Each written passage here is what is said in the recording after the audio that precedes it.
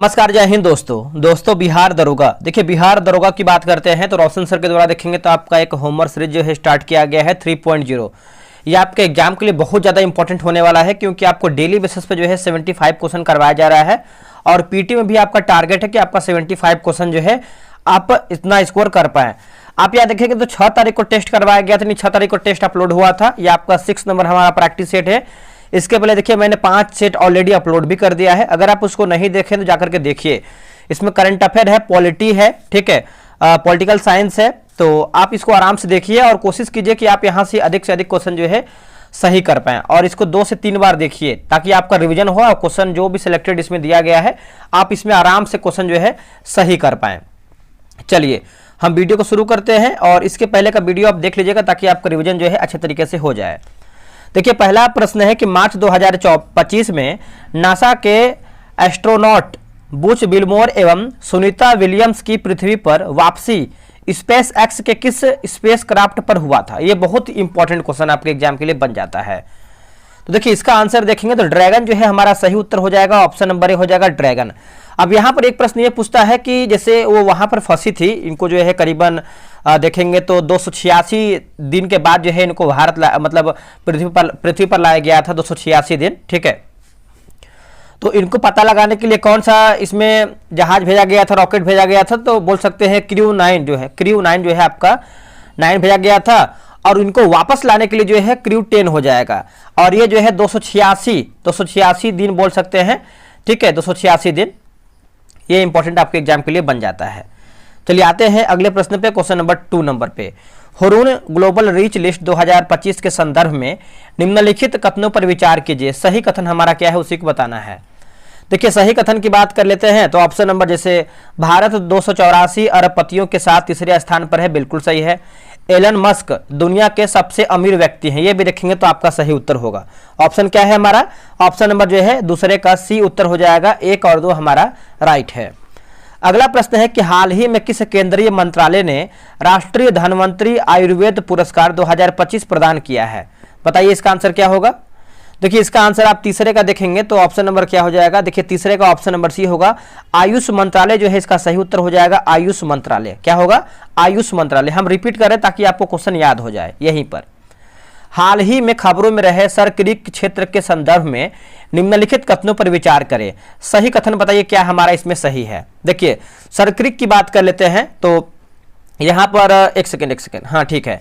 तो 4th number है ना, तो 4th की बात कर लेते हैं तो इसका आंसर हो जाएगा ऑप्शन नंबर सी उत्तर हो जाएगा। एक सेकंड, यहाँ पर देखिए कुछ डाउट लग रहा है हमको इसका। देखिए हमको जो तीसरा वाला था प्रश्न, इसमें जो आपका है जैसे आयुष मंत्रालय जो है, देखिए आयुष का थोड़ा सा फुल फॉर्म जान लेते हैं तो आयुर्वेद योग यूनानी है ना, आयुर्वेद योग यूनानी सिद्ध होम्योपैथी। और जो इसका स्थापना है 2014 में किया गया था, ये हमको बताना था जो कि हम इसको छूट गया। और 4th नंबर की बात करते हैं कि हाल ही में खबरों में रहे सर क्रीक क्षेत्र के संदर्भ में निम्नलिखित कथनों पर विचार करें। दोस्तों निम्नलिखित कथनों पर विचार करें तो 4th का आंसर देखेंगे तो ऑप्शन नंबर सी हो जाएगा कि यह एक ज्वारीय मुहाना है, सही है। यह भारत में गुजरात और पाकिस्तान में सिंध के बीच स्थित है। तो ऑप्शन नंबर देखेंगे तो सी हमारा जो है सही उत्तर हो जाएगा। दोनों कथन हमारा दोस्तों राइट आंसर हो जाएगा। आप इसको अच्छे तरीके से याद रखिएगा। चलिए नेक्स्ट हमारा प्रश्न क्या है देख लेते हैं। क्वेश्चन नंबर हम देखेंगे 5 नंबर। देखिए अनंत शस्त्र मिसाइल प्रणाली मुख्य रूप से किससे संबंधित है। दोस्तों ये किससे संबंधित है? तो अगर हम ये संबंधित की बात करते हैं तो त्वरित प्रतिक्रिया वाली सतह से हवा में मार करने वाली मिसाइल से है। ऑप्शन नंबर देखेंगे तो ये हमारा जो है राइट आंसर हो जाएगा। अब अगर इसका निर्माण की बात करते हैं, इसका जो निर्माण है डीआरडीओ के द्वारा दोस्तों जो है किया गया है, डीआरडीओ। और जो स्थापना है डीआरडीओ का कब हुआ है तो 1958 में है। और हेडक्वार्टर की बात कर लेते हैं, इसका हेडक्वार्टर कहाँ पे है डीआरडीओ का, तो आप सभी को पता ही होगा, दिल्ली में हो जाएगा। और इसके हेड कौन है बताइएगा अभी फिलहाल में डीआरडीओ के, तो उनका नाम है समीर वी कामत है। क्या है नाम? समीर वी कामत, ठीक है। तो आप इसको अच्छे तरीके से याद रखने का प्रयास कीजिएगा। अगला है कि किस भारतीय गैर लाभकारी संगठन ने हाल ही में 2025 रेमन मैग्सेसे पुरस्कार जीता है। बताइए इसका आंसर क्या होगा। देखिए इसका आंसर आप देखेंगे दोस्तों तो क्वेश्चन नंबर 6 का ऑप्शन नंबर डी हो जाएगा। एजुकेट गर्ल्स जो है इसका सही उत्तर हो जाएगा। ऑप्शन नंबर क्या होगा? डी हो जाएगा, एजुकेट गर्ल्स। ठीक है, तो चलिए आगे बढ़ते हैं। अगला है केंद्रीय मंत्रिमंडल द्वारा हाल ही में अनुमोदित राष्ट्रीय दलहन मिशन के बारे में निम्नलिखित कथनों पर विचार करें। निम्नलिखित कथनों पर विचार करके बताना है। चलिए बताइए इसका आंसर क्या होगा 7th का।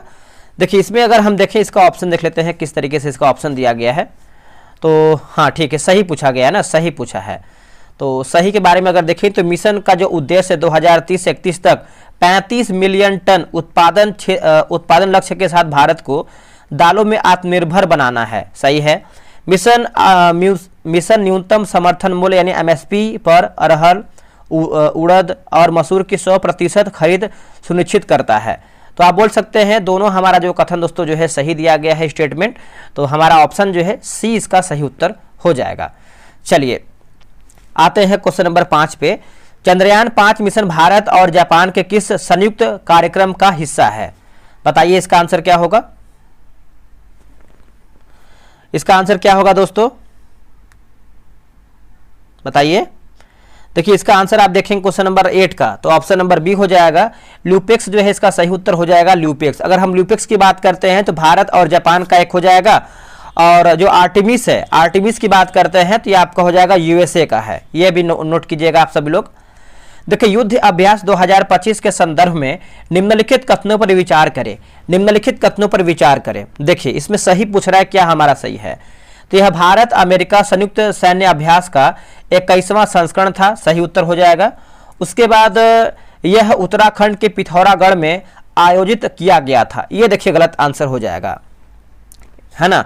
यह आपका उत्तराखंड के पिथौरागढ़ नहीं होगा दोस्तों, यह आपका हो जाएगा अलास्का हो जाएगा। क्या होगा? अलास्का। तो पूछा है कि सही हमारा क्या है, तो ऑप्शन नंबर ए केवल 1 हमारा सही है। प्रथम खेलो इंडिया वाटर स्पोर्ट्स फेस्टिवल 2025 में कौन सा राज्य केंद्र शासित प्रदेश शीर्ष पर है? तो देखिए इसका आंसर देखेंगे हम 10 का, तो ऑप्शन नंबर डी हो जाएगा,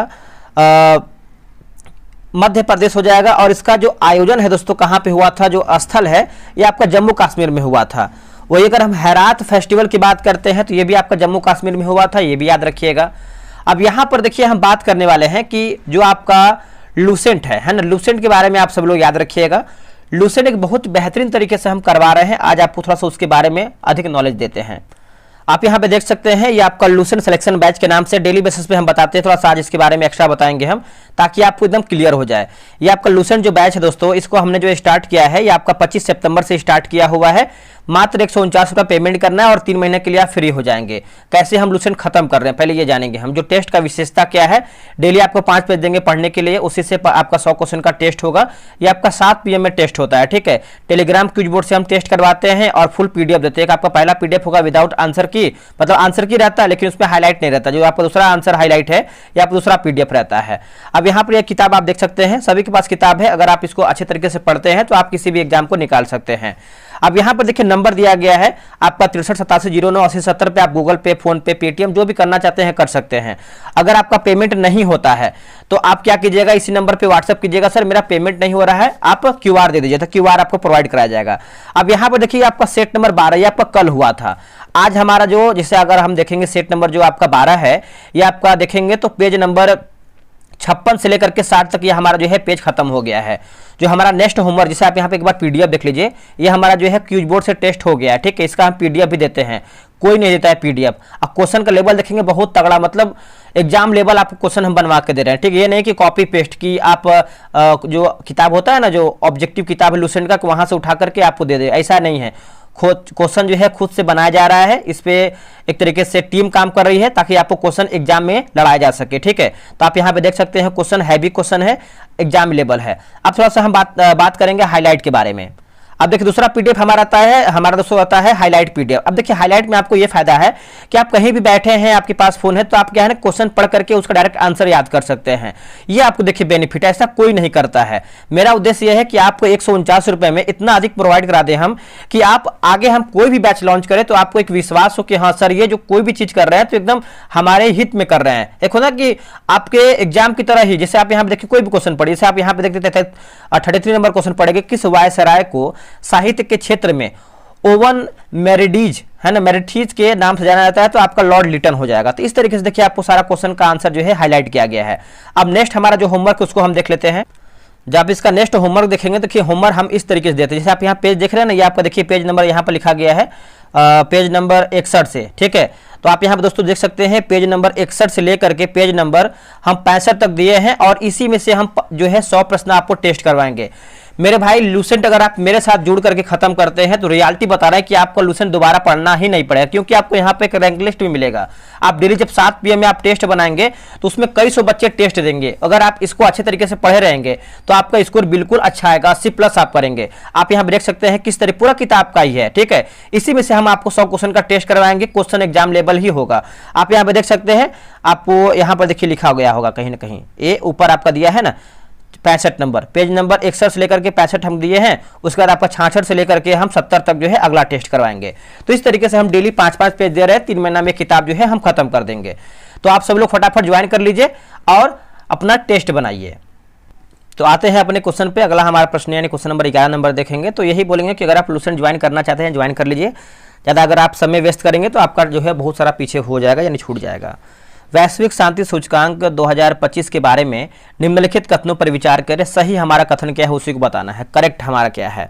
देखिए बात करेंगे कि इसे जो है दोस्तों 11 नंबर है ना, तो यहाँ पर बोला कि यूनेस्को द्वारा जो है जारी किया गया था, तो ये गलत उत्तर हो जाएगा। यूनेस्को नहीं होगा दोस्तों, इसका अगर हम सही की बात करते हैं तो ग्लोबल इकोनॉमिक पीस रिसर्च होगा। और आइसलैंड दुनिया का सबसे शांतिपूर्ण राष्ट्र है, सही है। भारत 115वें स्थान पर है, ये भी देखिए सही है। तो यहाँ पर पूछा गया सही हमारा क्या है, तो सही में आप देखेंगे तो 11 का हमारा ऑप्शन नंबर सी होगा, 2 और 3 हमारा जो है राइट आंसर होगा। आगे हमारा प्रश्न है कि निम्नलिखित में से कौन हाल ही में भारत का दूसरा सबसे बड़ा बाघ अभ्यारण्य बन गया है। बाघ अभ्यारण्य दोस्तों ये बन गया है सुंदरवन टाइगर रिजर्व हो जाएगा। ऑप्शन नंबर देखेंगे तो सी हो जाएगा, सुंदरवन टाइगर रिजर्व, ठीक है, याद रखिएगा सभी लोग। राष्ट्रीय अंतरिक्ष दिवस 2025 के संबंध में निम्नलिखित कथनों पर विचार कीजिए। निम्नलिखित कथनों पर विचार कीजिए। तो 13 का देखेंगे तो जैसे यह 23 अगस्त 2025 को मनाया गया है, ये आपका देखिए सही है। इसे सतत विकास के लिए अंतरिक्ष विषय के साथ जो है मनाया गया था, तो ये देखिए गलत उत्तर हो जाएगा, ठीक है। तो देखिए आर्यभट्ट से गगनयान तक इसका जो है थीम है, तो ये थीम जो है गलत दिया गया है। इसका थीम क्या होगा, आर्यभट्ट से गगनयान तक, ये इसका सही होगा। और तीसरा की बात करते हैं तो यह दिन चंद्रयान 3 मिशन की सफल सॉफ्ट लैंडिंग के उपलक्ष्य में मनाया जाता है। तो देखिए सही हमारा क्या है, ऑप्शन नंबर सी, 1 और 3 हमारा राइट है। फिल्म बंगाल्स फाइल्स निम्नलिखित में से किस घटना पर आधारित है, बताइए किस घटना पर आधारित है।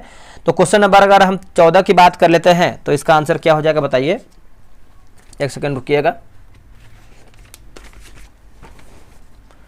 इसका आंसर देखेंगे तो ऑप्शन नंबर सी हो जाएगा, प्रत्यक्ष कार्यवाही दिवस। ऑप्शन नंबर देखेंगे तो सी हो जाएगा। यशोदा AI कार्यक्रम के संदर्भ में निम्नलिखित कथनों पर विचार करें, सही हमारा क्या है। देखिए सही की बात करते हैं तो जैसे इसका जो उद्देश्य है देश की महिलाओं को AI साक्षरता से लैस करना है, तो ऑप्शन नंबर देखेंगे तो दूसरा हमारा जो है सत्य उत्तर हो जाएगा क्वेश्चन नंबर 15 का। और पहला है कि इसे नीति आयोग द्वारा जो है शुरू किया गया है, गलत उत्तर हो जाएगा। देखिए नीति आयोग नहीं, राष्ट्रीय महिला आयोग हो, क्या होगा, राष्ट्रीय महिला आयोग के द्वारा जो है शुरू किया गया है। जो गलत है उसको आप बना लीजिएगा, याद कर लीजिएगा। अगस्त 2025 तक विश्व स्वास्थ्य संगठन यानी WHO ने किस देश को रूबेला उन्मूलन का दर्जा दे दिया है।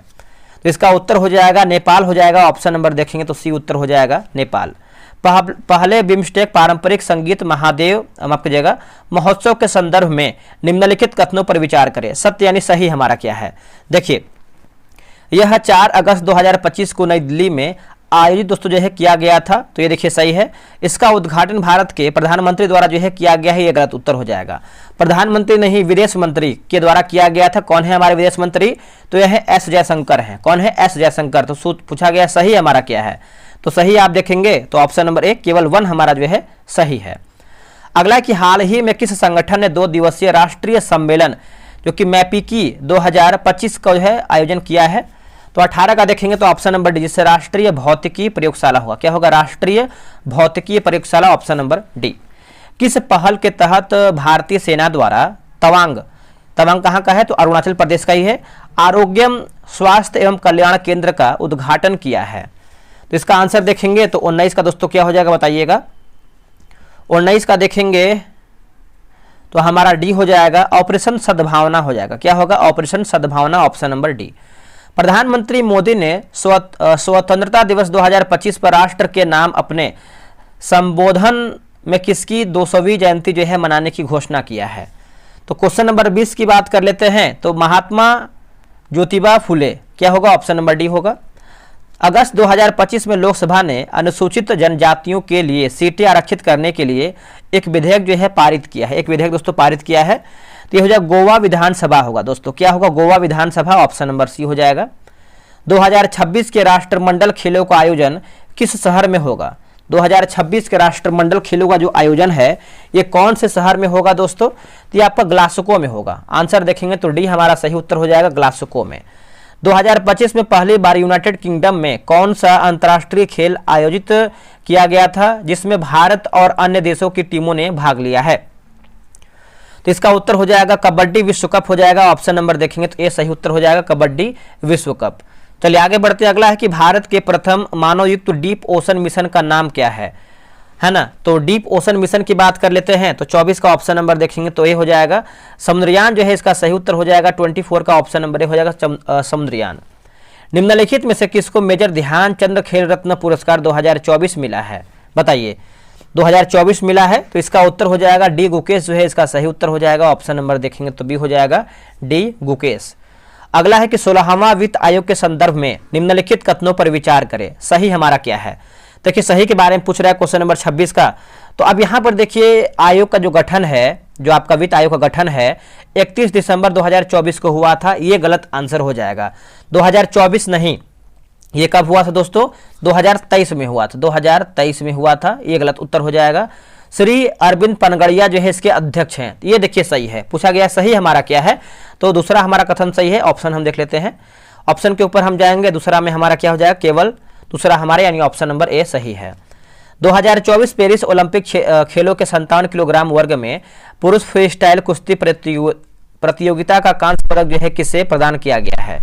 किसे प्रदान किया गया है? तो अमन सहरावत हो जाएगा। ऑप्शन नंबर देखेंगे तो बी होगा, अमन सहरावत। निम्न में से किसने भारत का संविधान बनाने के लिए संविधान सभा की रचना करने का विचार सर्वप्रथम प्रस्तुत किया? तो देखिए 28 का आंसर देखेंगे तो आपका स्वराज दल जो है इसका राइट आंसर हो जाएगा। ऑप्शन नंबर ए होगा, स्वराज दल। चलिए आगे बढ़ते हैं कि मोतीलाल नेहरू ने 8 अन्य कांग्रेस नेताओं के साथ भारत के संविधान का मसौदा निम्नलिखित में से किस वर्ष जो है तैयार किया था? ये कौन से वर्ष में तैयार किया था? तो इसका उत्तर हो जाएगा 1928 जो है, इसका सही उत्तर हो जाएगा। ऑप्शन नंबर ए हो जाएगा 1928। निम्न में से किस वर्ष में भारतीय राष्ट्रीय कांग्रेस ने संविधान सभा की मांग जो है किया था? संविधान सभा की मांग किया था। तो क्वेश्चन नंबर 30 की बात करते हैं तो 1935 जो है दोस्तों सही उत्तर हो जाएगा। क्वेश्चन नंबर 30 का ऑप्शन नंबर ए होगा 1935। स्वतंत्र भारत का संविधान बिना किसी बाहरी हस्तक्षेप के ऐसे संविधान सभा द्वारा बनाया जाना चाहिए जो वयस्क मताधिकार के आधार पर चुना गया हो, यह बयान किसने दिया था? यह बयान की बात कर लेते हैं तो जवाहरलाल नेहरू जो है इसका सही उत्तर हो जाएगा। आंसर देखेंगे तो डी होगा, जवाहरलाल नेहरू। नेक्स्ट प्रश्न है कि निम्नलिखित में से कौन कैबिनेट मिशन योजना 1946 के मंत्री नहीं थे? देखिए 1946 के दोस्तों मंत्री नहीं थे, तो क्या होगा इसका उत्तर? तो लॉर्ड वेवेल देखेंगे दोस्तों, आपका ऑप्शन नंबर देखेंगे तो बी हो जाएगा, लॉर्ड वेवेल। ठीक है, यह नहीं था। बाकी सर स्टेफोर्ड क्रिप्स हो जाएगा, सर पैथिक लॉरेंस हो जाएगा और आपका अलेक्जेंडर भी शामिल है। अब एक प्रश्न पूछता है कि भारत सचिव कौन था? तो ये आपको सर स्टेफोर्ड क्रिप्स हो जाएगा भारत सचिव। अगला कि भारत की संविधान सभा गठित करने का आधार क्या था? तो संविधान सभा गठित करने का आधार पूछेंगे तो ये हो जाएगा कैबिनेट मिशन प्लान 1946 हो जाएगा। ऑप्शन नंबर 33 का ए हो जाएगा। एक सेकंड, बी होगा ना, तो मैंने सही आंसर किया है, कैबिनेट मिशन प्लान 1946। निम्नलिखित में से कौन 1946 में मद्रास निर्वाचन क्षेत्र से संविधान सभा के सदस्य बन गए थे? तो देखिए 34 का आंसर देखेंगे तो अम्मू लिखा गया है, अम्मू स्वामीनाथन है ना। ऑप्शन नंबर जो है 34 का सी उत्तर हो जाएगा। निम्नलिखित में से कौन भारतीय संविधान सभा के पहले अध्यक्ष यानी अस्थायी थे जिसकी बैठक जो है 9 दिसंबर 1946 को हुआ था? तो इसका उत्तर देखेंगे डॉक्टर सच्चिदानंद सिन्हा हो जाएंगे। ऑप्शन नंबर जो है 35 का बी राइट आंसर होगा। निम्नलिखित शख्सियतों में से किसे संविधान के दस्तावेज का मसौदा तैयार करने वाली संविधान सभा के कानूनों यानी कानूनी सलाहकार के रूप में नियुक्त किया गया था? बताइए इसका आंसर क्या होगा? तो हो जाएगा बी एन राव होगा आंसर। क्या होगा? B N Rao, option number D.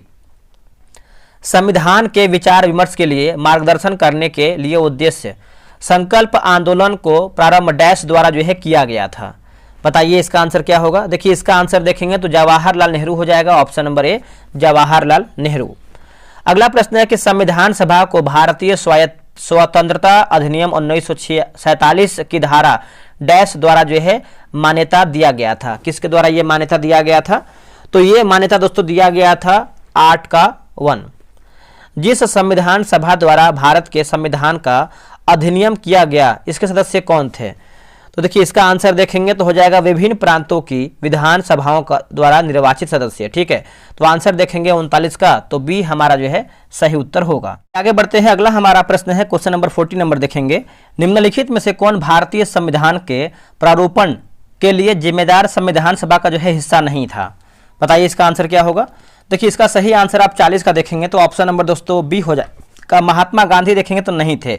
अब देखिए प्रारूप समिति की अध्यक्ष की बात करते हैं तो डॉक्टर भीमराव अंबेडकर हो जाएंगे। इसमें जो है 7 मेंबर थे। ठीक है, 7 मेंबर याद रखिएगा। चलिए आगे बढ़ते हैं। अगला हमारा प्रश्न है कि हमारे संवैधानिक इतिहास में 26 नवंबर 1949 एक महत्वपूर्ण दिन है, क्यों? ऐसा क्यों? देखिए इसका आंसर आप देखेंगे 41 का, तो ऑप्शन नंबर बी हो जाएगा। इसी दिन संविधान जो है अंगीकार किया गया था। यही देखेंगे तो 41 का हमारा बी हो जाएगा। इसी दिन संविधान जो है अंगीकार यानी स्वीकार किया गया था, अंगीकार बोल सकते हैं। हमारे संविधान को अपनाने के अलावा गणतंत्र दिवस के यानी गणतंत्र दिवस मनाने के लिए 26 जनवरी को एक दिन के रूप में चुने जाने का क्या महत्व, इस दिन चुने जाने का महत्व क्या है? तो ऑप्शन नंबर हो जाएगा पूर्ण स्वराज की घोषणा, और यह आपका 1929 में हुआ था पूर्ण स्वराज। निम्न में से कौन सा अनुच्छेद 26 नवंबर 1949 को अस्तित्व में लाया गया था, जिस दिन संविधान यानी भारतीय संविधान को स्वीकार किया गया था? बताइए इसका आंसर क्या होगा? देखिए इसका आंसर देखेंगे तो अनुच्छेद 388 हो जाएगा। क्या होगा? अनुच्छेद 388, ऑप्शन नंबर ए।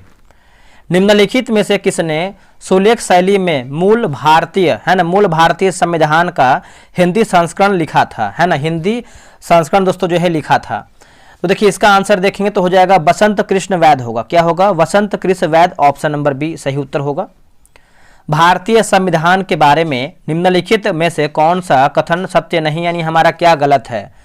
तो गलत के बारे में पूछ रहा है। तो देखिए पूछा है क्या हमारा गलत है ना, तो यह सभी व्यक्तियों और समुदायों को किसी भी धर्म को धारण करने, आश्रय यानी अभ्यास करने और प्रचार करने की स्वतंत्रता प्रदान करता है। सही हो जाएगा। ठीक है, और इसके निर्माताओं ने एक धर्मनिरपेक्ष राज्य का मॉडल भी चुना है। ये भी देखिए सही है। यह राज्य को धर्म के मामलों में कोई कानून बनाने से रोकता है। ये गलत उत्तर हो जाएगा। ठीक है, तो गलत पूछा गया है तो हमारा 45 का सी गलत है। यह धर्म के आधार पर भेदभाव पूर्वक लगाता है। ये देखिए सही है। नेक्स्ट प्रश्न है, निम्नलिखित में से कौन ऐसे स्वतंत्रता सेनानी थे जिनकी डिजाइन के आधार पर वर्तमान भारतीय राष्ट्रीय ध्वज को डिजाइन किया गया था? तो सभी को पता है, आप लोगों ने आंसर कर ही दिया होगा। पिंगली वेंकैया जो है इसका सही उत्तर हो जाएगा। ऑप्शन नंबर सी होगा, पिंगली वेंकैया। निम्नलिखित में से किसने भारतीय संविधान को अर्ध संघीय यानी क्वासी फेडरल कहा है? अर्ध संघीय यानी क्वासी फेडरल कहा है। तो देखिए ये हो जाएगा केसी व्हीलर जो है इसका सही उत्तर हो जाएगा। ऑप्शन नंबर सी उत्तर हो जाएगा, केसी व्हीलर। अगला प्रश्न है कि भारतीय संविधान के संदर्भ में निम्नलिखित में से कौन सा कथन सही है? तो सही कथन के बारे में पूछ रहा है। तो देखिए यहाँ पर देखेंगे क्वेश्चन नंबर एक सेकेंड बीसी, हाँ, जनवरी 1950 में संविधान सभा ने राष्ट्रगान को अंगीकार किया था। ये देखिए सही उत्तर हो जाएगा। अब सी हम पढ़ेंगे कि भारतीय संविधान सभा ने मई 1947 में भारत की राष्ट्रमंडल की जो सदस्यता है इसका पुष्टि किया था। ये गलत उत्तर हो जाएगा। 47 नहीं बल्कि 1949 होगा, है ना, 1949 हो जाएगा। ये गलत हो जाएगा, इसको सही कर लीजिए। 1949, 47 नहीं 49 होगा। जनवरी 1948 में संविधान सभा ने राष्ट्रीय गीत को अंगीकार किया था। ये गलत उत्तर हो जाएगा। अब देखिए 1948 नहीं, ये हो जाएगा दोस्तों आपका कि 24 जनवरी 1950 होगा। क्या होगा? 24 जनवरी 1950 हो जाएगा। ये भी गलत है, इसको बना लीजिएगा। डी की बात करते हैं तो संविधान सभा ने जुलाई 1949 में राष्ट्रीय ध्वज को अपनाया। तो ये आपका 1949 नहीं होगा, ये होगा 22 जुलाई 1947 होगा। क्या होगा? 22 जुलाई 1947। आगे बढ़ते हैं।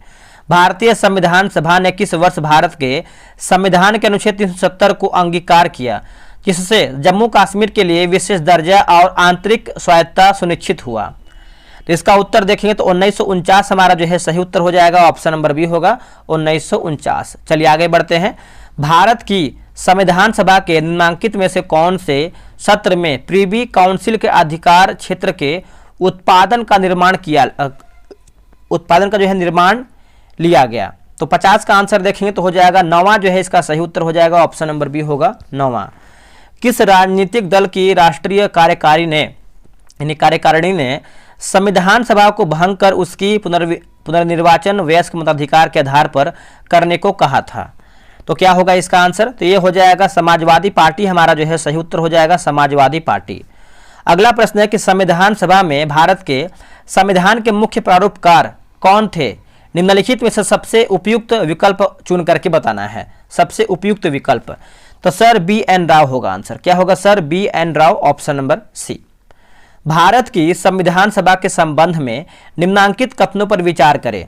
तो इसमें पूछ रहा है तो दोनों पढ़ना है हमको, फिर उसके बाद आंसर बताना है।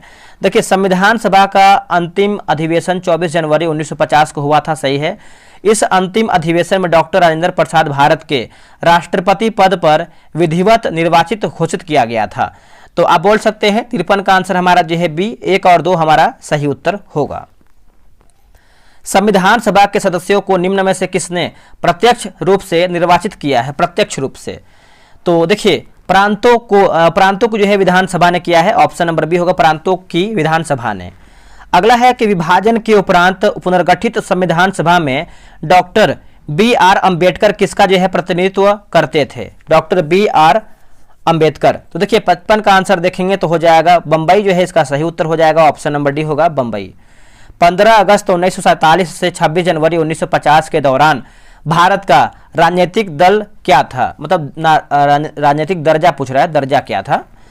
तो दर्जा की बात करते हैं तो ब्रिटिश राष्ट्रकुल का एक अधिराज होगा, है ना, अधिराज हो जाएगा। आंसर डी होगा। भारतीय संविधान की कौन सी विशेषताएं अमेरिकी यानी USA के संविधान से लिया गया? ये देखिए बहुत ही बेहतरीन प्रश्न है, तो अगर आपको याद है तो आप आराम से आंसर कर पाएंगे। अब यहां पर देखिए पूछ रहा है कि हमारा सही क्या है, ठीक है। देखिए राष्ट्रपति का महाभियोग, ये बिल्कुल आपका देखिए अमेरिका से लिया गया है। सुदृढ़ केंद्रीय व्यवस्था के साथ संघवादी, ये गलत उत्तर हो जाएगा, ये आपका कनाडा से हो जाएगा दोस्तों। क्या हो? कनाडा हो जाएगा। और उपराष्ट्रपति के पद अमेरिका। न्यायपालिका की जो स्वतंत्रता, ये भी आपका अमेरिका। पूछा गया कि अमेरिका से क्या क्या लिया गया है, तो 1-3-4 जो हमारा दूसरा है ये आपका कनाडा से लिया गया है। चलिए आगे बढ़ते हैं। निम्नलिखित में से किसके द्वारा 13 दिसंबर 1946 को संविधान सभा में उद्देश्य प्रस्ताव प्रस्तुत किया गया था, जिसमें स्वतंत्र भारत के संविधान के परिभाषित आदर्श को रेखांकित किया गया था? तो देखिए इसका आंसर देखेंगे तो डॉक्टर BR अम्बेडकर जो है इसका सही उत्तर हो जाएगा, डॉक्टर BR अम्बेडकर। निम्न में से गलत युग्म का चयन कीजिए। संविधान सभा की समिति और अध्यक्ष दिया गया है। जैसे अगर हम बात करते हैं, पहला ही हमारा गलत लग रहा है, क्योंकि प्रारूप समिति की बात करते हैं तो भीमराव अम्बेडकर होना चाहिए, जबकि राजेंद्र प्रसाद नहीं, है ना। अगर राजेंद्र प्रसाद की बात करते हैं तो खाद्य एवं कृषि से संबंधित है, यहाँ पर क्या होगा? BR अम्बेडकर, ठीक है। बाकी मौलिक अधिकार उप समिति की बात करते हैं, JB कृपलानी सही है। संघ की बात करते हैं तो जवाहरलाल नेहरू, और प्रांतीय संविधान समिति की बात करते हैं वल्लभ भाई पटेल, सही उत्तर होगा। निम्नलिखित में से किसने कहा था एक संविधान एक मशीन की तरह बेजान चीज है, इसमें वे लोग जीवन फूंकते हैं जो इसका नियंत्रण करते हैं। भारत में माफ कीजिएगा, भारत में बस कुछ ईमानदार लोगों की आवश्यकता है जिनके लिए राष्ट्रहित ही सर्वोपरि है। तो देखिए इसका ऑप्शन अगर हम देखें क्वेश्चन नंबर 60 का, तो ऑप्शन नंबर क्या हो जाएगा? देखिए 60 का आंसर आप देखेंगे तो ऑप्शन नंबर दोस्तों बी उत्तर हो जाएगा। बी में दिया गया है डॉक्टर राजेंद्र प्रसाद। क्या होगा? डॉक्टर राजेंद्र प्रसाद। ये पहले हमारे राष्ट्रपति भी थे। अगला प्रश्न है कि संविधान की उद्देशिका में उल्लिखित हम भारत के लोग संविधान की निम्नांकित विशेषताओं से घनिष्ठ रूप से जुड़ा हुआ है। घनिष्ठ रूप से जुड़ा हुआ है तो संप्रभु राज्य हो जाएगा। ऑप्शन नंबर सी होगा, संप्रभु राज्य। अगला प्रश्न है कि संविधान सभा के विषय में निम्नलिखित कथनों में से कौन आपका सही है? तो सही के बारे में पूछ रहा है, तो यह वयस्क मताधिकार पर आधारित नहीं था, ये देखिए सही उत्तर हो जाएगा। ठीक है, 62 का। और यह एक बहुदलीय निकाय था, यह विभिन्न समितियों के माध्यम से कार्य करता है। तो पूछा सही हमारा क्या है, तो 1-3-4 और यह अप्रत्यक्ष निर्वाचन से बना है, गलत हो जाएगा। अप्रत्यक्ष माफ कीजिएगा, प्रत्यक्ष नहीं बल्कि यह अप्रत्यक्ष होगा, इसको बना लीजिएगा आप। भारत की संविधान सभा के संबंध में निम्नांकित कथनों पर विचार करें। निम्नांकित कथनों पर विचार करें तो देखिए, संविधान सभा का अंतिम अधिवेशन 24 जनवरी 1950 को हुआ, सही है। इस अंतिम अधिवेशन में डॉक्टर राजेंद्र प्रसाद भारत के राष्ट्रपति पद पर विधिवत जो है निर्वाचित घोषित किए गए थे।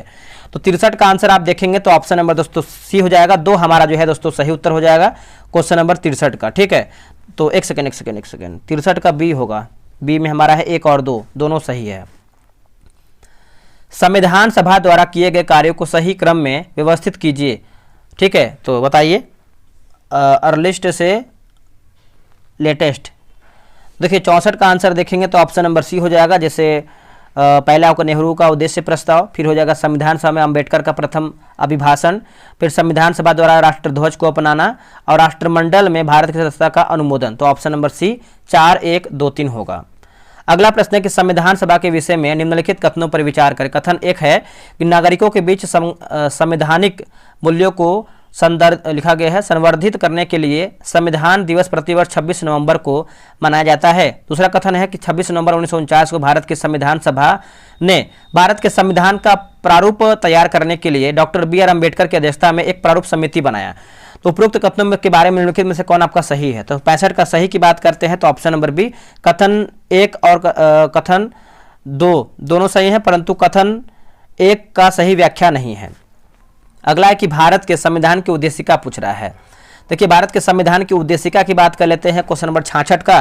तो ऑप्शन नंबर डी, संविधान का भाग है किंतु उसके अन्य भागों से स्वतंत्र होकर उसका कोई विधिक प्रभाव नहीं है। तो ऑप्शन नंबर जो है 66 का क्या होगा, तो डी हमारा जो है सही उत्तर होगा। अगला प्रश्न है कि संविधान सभा के यानी संविधान भारतीय संविधान के संबंध में निम्नलिखित में से कौन आपका सही है। तो सही पूछ रहा है, तो यह कई संविधानों का मिश्रण है, मतलब बहुत सारे देश से मिलकर बना है, कहीं अमेरिका है, कनाडा है, रूस है, अफ्रीका है, तो आप बोल सकते हैं। ठीक है, अगला प्रश्न है कि भारतीय संविधान की रचना में निम्नलिखित में से किसने सर्वाधिक गंभीर प्रभाव छोड़ा है। सर्वाधिक गंभीर प्रभाव तो ये हो जाएगा भारत सरकार अधिनियम 1935, इससे बहुत सारा जो है चीजें लेकर के बनाया गया है। अगला प्रश्न है कि संविधान सभा गठन से संबंधित निम्नलिखित कथनों पर विचार करें। सही नहीं यानी हमारा क्या गलत है। ठीक है, तो 69 का आंसर देखेंगे तो इसको हम चलिए पढ़ लेते हैं। देखिए संविधान सभा की 388 सदस्यों के साथ पहली बैठक 9 दिसंबर 1946 को हुई, जिसमें मुस्लिम लीग के सदस्य भी शामिल थे। अब यहां पर देखिए 388 नहीं बल्कि 389 होगा, इसको आप बना लीजिएगा, ये गलत हो जाएगा। दूसरा की बात करते हैं, संविधान सभा की प्रारूप समिति के जो सभापति थे वो आपके बी एन राव थे, ये भी गलत उत्तर हो जाएगा। देखिए बी एन राव नहीं बल्कि बी आर अंबेडकर हो जाएंगे, दूसरा भी गलत है, बना लीजिएगा। तीसरा की बात करते हैं तो संविधान सभा में कोई भी महिला सदस्य शामिल नहीं था, यह भी गलत हो जाएगा। देखिए इसमें महिला सदस्य शामिल थी और कितनी महिला थी, तो 15 महिला मेंबर बोल सकते हैं, और तीनों गलत हमारा है, बना लीजिएगा। भारत के संविधान ने भारत सरकार के किस अधिनियम में कई संस्थागत विवरण और प्रतिक्रियाओं को अपनाया। तो देखिए इसका आंसर देखेंगे तो भारत सरकार अधिनियम 1935, क्या होगा, भारत सरकार अधिनियम 1935। संविधान सभा की कुल सदस्यता 389 थी, जिसमें कितने रियासतों के प्रतिनिधि थे। तो कितने रियासतों के थे दोस्तों, तो ये हो जाएगा 93 रियासत, ऑप्शन नंबर डी होगा 93। निम्नलिखित कथनों पर विचार करें, सत्य यानी सही हमारा क्या है। देखिए 1928 में मोतीलाल नेहरू और कांग्रेस के कुछ अन्य सदस्य ने मिलकर सर्वप्रथम भारत का एक संविधान बनाया, सही है। मोतीलाल नेहरू द्वारा बनाया गया संविधान में सार्वभौम वयस्क मताधिकार को बात शामिल किया था, ये भी देखिए सही है। 1931 के कराची अधिवेशन में भी संविधान की एक रूपरेखा रखा गया था, तो बोल सकते हैं उपरोक्त हमारा जो है सभी ऑप्शन सही है। निम्नलिखित में से कौन आपका जो है सही नहीं, यानी हमारा क्या गलत है। देखिए नेहरू रिपोर्ट 1928 में उपबंध था कि 24 वर्ष की आयु के प्रत्येक व्यक्ति को लोकसभा में मतदान करने की अधिकार होगा, ये देखिए सही हो जाएगा। नेहरू रिपोर्ट 1928 में उस प्रत्येक व्यक्ति को नागरिक माना गया जिसने राष्ट्रमंडल को भू सीमा में जन्म लिया था और किसी अन्य राष्ट्र की नागरिकता ग्रहण नहीं किया था। ये भी देखिए सही है। संविधान के अनुच्छेद 371 का क संबंध नागालैंड में अप्रवासन एवं स्थानीय पहचान से नहीं है, सही हो जाएगा। तो हमारा गलत क्या है, तो गलत की बात करते हैं। क्वेश्चन नंबर 73 का तो डी है। संविधान का अनुच्छेद 371 का महाराष्ट्र और गुजरात राज्यों के लिए विशेष है, ये गलत उत्तर हो जाएगा। ठीक है। संविधान सभा में जवाहरलाल नेहरू डैश के अध्यक्ष थे, तो सभी को पता है जवाहरलाल नेहरू की बात कर लेते हैं। तो संविधान मतलब संघीय समिति और संघ शक्ति समिति, ऑप्शन नंबर ए होगा। भारतीय संविधान का प्रारूप निम्नलिखित में से किस अवधि में तैयार किया गया था? तो दोस्तों ये किया गया था दिसंबर 1946 से लेकर के नवंबर 1949, ऑप्शन नंबर जो है बी होगा। देखिए हमने जो है 75 क्वेश्चन तैयार कर दिया है, मतलब आपको करा दिया है। अब आपका कर्तव्य बनता है कि ईमानदारी पूर्वक आप लोगों ने कितना प्रश्न सही किया है आप कमेंट कीजिएगा और लूसेंट ग्रुप को ज्वाइन कर लीजिए। जितना आप लेट करेंगे उतना ही आपका छूटेगा लूसेंट। मैं यही चाहता हूं कि आप 149 रुपये पेमेंट करके एक बार हमारे साथ लूसेंट कवर कीजिए। रियल बता रहे हैं कि आपका हर एक चैप्टर बार बार आपको लूसेंट पढ़ना नहीं है, एक ही बार पढ़ना है, वो ढंग से पढ़ना है, तरीके से पढ़ना है। चलिए, जय हिंद, जय भारत।